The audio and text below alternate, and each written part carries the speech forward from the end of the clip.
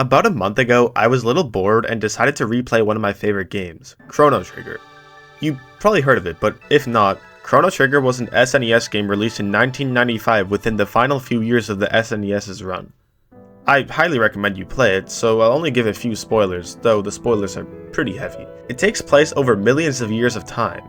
The first instance of time travel occurs when the main character, Chrono, yes, that's his name, with the help of his friend, Luca, try to save a girl named Marl, who got sucked in a time vortex. They travel back in time and save her, and upon trying to time travel back to the present, they accidentally travel way far ahead. Instead of going to 1000 AD, they end up going to 2300 AD. 2300 AD looks a lot different from the time that they're from. Instead of seeing bright colors like they'd probably expect, the world has become a barren wasteland, torn apart by some kind of catastrophe. At first, it's a mystery, but while in this time period, it's revealed that this barren wasteland of Earth was destroyed in 1999 by a primordial god known as Lavos. This catastrophe is pretty fascinating, and even more fascinating is the ability in Chrono Trigger to see what the world was like before Lavos, and eventually prevent Lavos' destruction in the end. Chrono Trigger is pretty much a perfect game, and that isn't exactly a hot take. And though Lavos' destruction is seen as interesting to most players, it is one of my personal favorite aspects of the game. Seeing how the world reacts to such a catastrophe, emphasizing things about hunger, which wasn't even a mechanic in the game, and instead a means of world building. You can feel the depressing atmosphere of the destroyed world, and kind of want to save it from destruction. A lot else happens in Chrono Trigger, some of which makes it hard for me to believe that it's an SNES game, but most of the story revolved around stopping this catastrophe. Though the catastrophe was cool in Chrono Trigger, as I said earlier, it was also depressing. And though it's a kid's game from a hardware that's probably 1,000 times less powerful than an iPhone 7, it has always been such an interesting concept to me. And as I thought, I came up with a few of my favorite examples of my favorite catastrophes in fictional media. Today we're going to be looking at that list. Hello everyone, welcome back to another Peak Stasis video. This video is a little bit different, as I thought of including a few video games on this list, instead of just TV shows and movies, though those will also be on the list. For each entry, there will be story spoilers. Here's a list of all the spoilers, as well as a rating on how the spoilers are.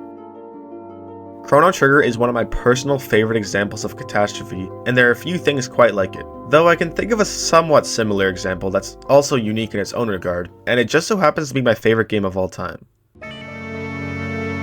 Majora's Mask. Another old game, Majora's Mask is the successor to Ocarina of Time, which to many people is rated the greatest game of all time. Because of this, Majora's Mask is kind of a shadow to Ocarina's glory, yet I largely prefer Majora's Mask over Ocarina of Time. Majora's Mask is a game that has two central mechanics, mask collecting and time control.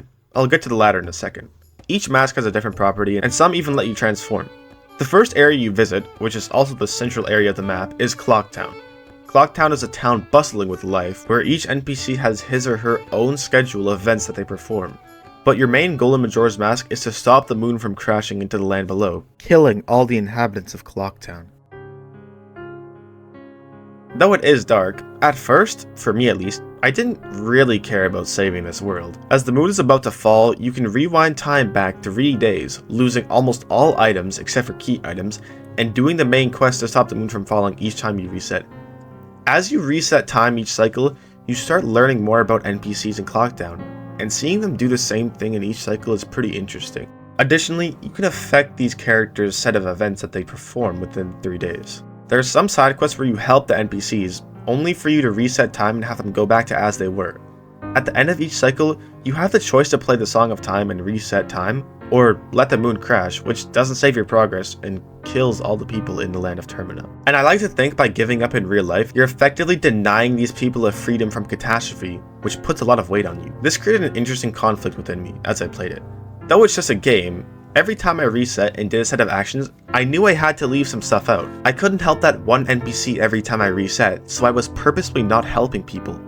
If you do a 100% completion like I did, you'll have learned all about the people of this land called Termina, and the inhabitants of Clock Town. which makes you really not want the moon to fall. These people feel real, and the 3-day cycle allowed the developers with limited time and limited hardware create realistic characters by giving them a specific set of actions within the 3 days. So, though, as I said earlier, at the beginning of the game, I didn't particularly feel urgent to save Clocktown, at the end of the game, I really wanted to save it because I learned about the people who lived there. This made the moon falling seem like much bigger of a catastrophe. And for me at least, there are very few games that have done this effectively. Additionally, when the moon is mere hours away from falling, the music is so incredibly atmospheric that there's no music quite like it.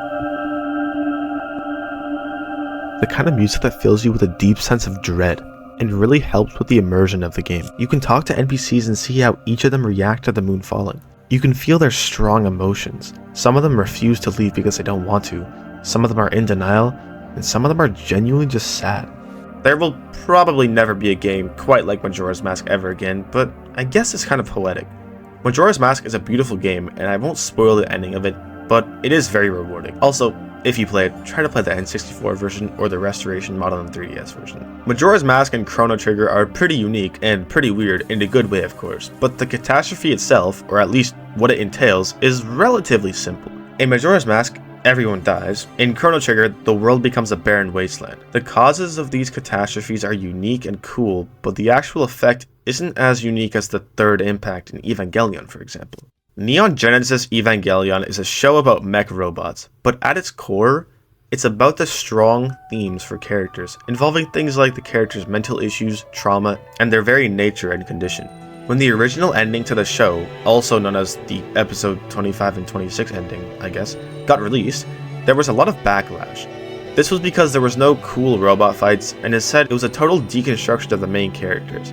Part of the reason this ending was lackluster was because of the low budget, but also because there was no real solid plan from the beginning. That's not to say that these episodes were bad at all, in fact I think they're pretty amazing. So, when the creator got a green light to create a movie to end the series, he gave the audience exactly what they wanted, a big long robot fight and a bunch of action. But on top of this is possibly one of the weirdest catastrophic events in fiction.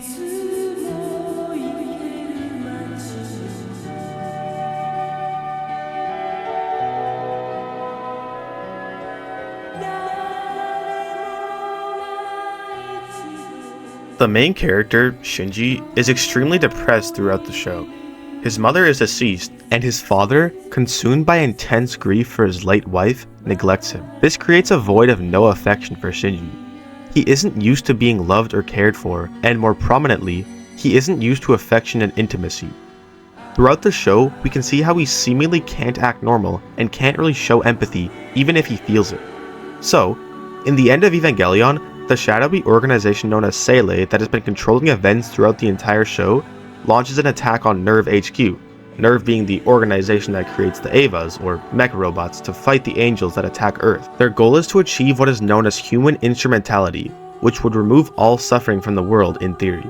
In Evangelion, every life form has something called an AT field, which essentially represents their ego manifested as a tangible force, and the Human Instrumentality Project would remove everyone's AT field, forming a single connected body of orange fluid known as LCL. Gendo Ikari, Shinji's father, also wants the Human Instrumentality Project to go forward, but for a different reason. You see, Shinji has a friend named Rei in the show. Rei is an enigmatic and mysterious person, showing weirdly creepy loyalty to Gendo in the earlier episodes, and in general just not talking that much. We learn that Rei is a clone of Yui, Gendo's wife's soul, in the form of a 13-year-old girl. Somehow, and it's really confusing, but somehow, the Instrumentality Project, if it went as Gendo wanted, would result in him being reunited with his wife. When the time comes to do this, he needs Rei, but Rei rejects this wish in the end, merging with Lilith, one of the angels, and becoming a titanic god, displaying horrifically weird characteristics. This whole scene is incredible and feels like a fever dream. So, the Human Instrumentality Project effectively ends human life as they know it, and Shinji isn't exactly against this idea. At one point, he even submits to it, accepting it's the best way for humanity to go out. No more war, suffering, despair, nothing. This world-ending event was not exactly caused by humans, but instead by Rei, a giant monster who, yes, fulfilled the wishes of theyre, but isn't the same as some kind of nuclear war causing the end of the world. Shinji accepts that this is the way things should be. But it doesn't end there. Though the human instrumentality project seems like a good way to go out, many people who watch the show even agreeing with it, this isn't where the story concludes. No. Shinji, after contemplating it all once more, accepts the fact that humanity is worth the gamble. This is where I believe episode 25 and 26 come into play in the canon. In those episodes, Shinji learns to love himself and accept that though human connection is flawed with his emotional struggles and hardships, it has enough value to be worth existing. This was also displayed in the end of Evangelion. He rejects instrumentality and suddenly Rei, or the god that she became, falls, her head fragmenting into two pieces in a disturbing fashion. Shinji's wish is accepted and wills himself back into existence. In doing this, anyone with the will to live can exit the LCL fluid. I personally view this as a perfect ending, and personally dislike when people shrug it off as a bad ending or the worst ending. Not meaning in terms of writing, but how unfortunate all of it is. Indeed, it is unfortunate, but I believe it's a very fitting ending. But I also just wanted to take a moment to appreciate the rich imagery here. There really is nothing quite like it. What about when catastrophes caused not by eliminating war, but by creating war in an attempt to solve a conflict? Well, the rumbling in Attack on Titan is one of my personal favorite examples, and if you're a fan of this channel, you know I love Attack on Titan. I won't go too in depth with all the stuff that happens in the Battle of Heaven and Earth and all that stuff, but instead focus on the rumbling itself and what it represents. If you're watching this, I assume you've watched Attack on Titan, so I'll be rather sparing with most details. Eren Yeager, the protagonist, or I guess antagonist, is trying to free his people known as the Eldians, a race of people primarily positioned behind massive walls. Within these walls are massive titans, surrounded by stone, which, using a power known as the Founding Titan, which Eren Yeager has, can be brought to life and controlled. Eren can't access the Founder's power, however. His brother, Zeke Yeager, can.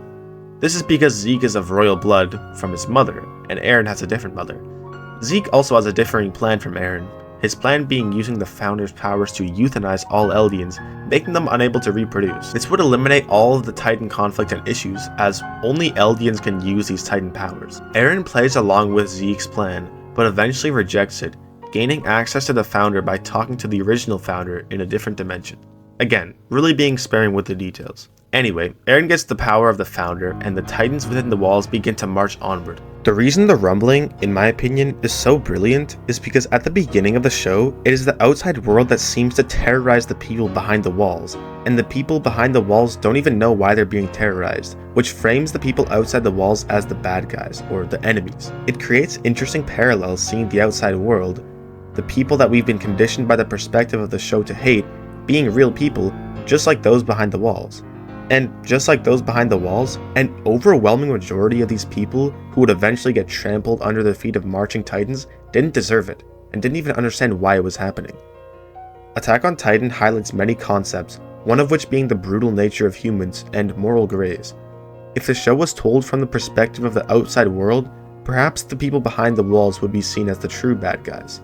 But in general, there are no bad guys in Attack on Titan. To wrap up the video, I thought of giving a bad example. I'm obviously no critic, but it's practically universally agreed that the movie 2012's biggest catastrophe isn't the catastrophe itself, but the writing. The thing is, you can't really judge it, because it wasn't really trying to be good. At least, I hope so, because if not, it did a terrible job. It didn't want you to empathize with the people of Earth like Majora's Mask or Chrono Trigger. It didn't want to show a brutal side of humanity like Attack on Titan, and it didn't want to show the psychological deconstruction of a human's view on existence like Evangelion. It was simply a movie about the destruction of the world. Another abysmal example is San Andreas. This is like an embodiment of the kind of movies The Rock is in, other than Moana maybe. Just a blockbuster that isn't made to be unique or different. And while you could argue that one of the previous examples, Chrono Trigger or Majora's Mask, don't have good writing, first of all, they're entirely different mediums, but also, in both games, the main character doesn't talk at all, and it's very evident that the main characters are supposed to be extensions of the player. But in general, it's an unfair comparison to compare these two things. As well, their catastrophes are unique, and that's the whole point of this video. Neither of these movies have any of the interesting things I find about catastrophe in fiction. But what makes these catastrophes, or catastrophe in general, so interesting? Why is it so often portrayed in fiction? The idea of catastrophe is an interesting concept. The large-scale and small-scale events are horrifying, but also immensely interesting. Experiencing these pieces of fiction can help give us some insight to humanity, and what humanity is like when faced against catastrophe. It shows struggle on its most extreme scale, a concept that is either foreign to a viewer, which is interesting in and of itself, or is familiar to viewers who grew up in war or some kind of traumatic experience. If you enjoyed this video, please consider checking out my other content, and if you enjoyed it, please consider subscribing. I also wanted to take a brief moment to thank you all for 700 subscribers. It really means a lot, and though it took a while to get here, I have a lot of hope that this channel will only go up and quicker. Thank you all, and I'll see you in the next peak stasis video.